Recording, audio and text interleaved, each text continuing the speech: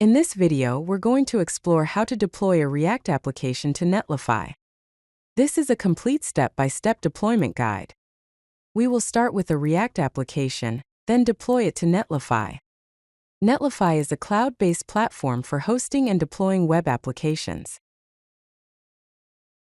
Before we begin, let's discuss the prerequisites.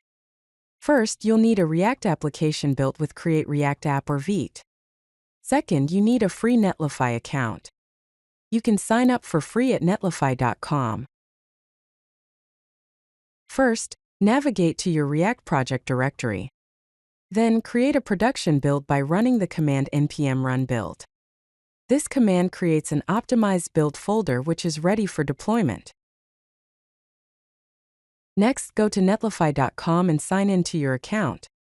Once you're signed in, click the Add New Site button in your dashboard. Now, you need to choose a deployment method.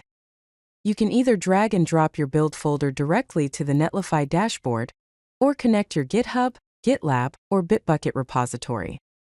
Drag and drop method is recommended here. Simply drag the build folder from your React project and drop it onto the Netlify deploy area. This is the easiest and quickest way to deploy your React application. Once your application is deployed, you might want to configure some site settings.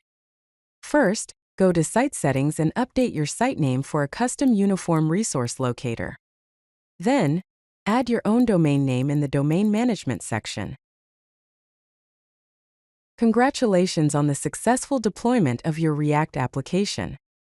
With Netlify, you get access to a global content delivery network, free hypertext transfer protocol secure, and automatic updates.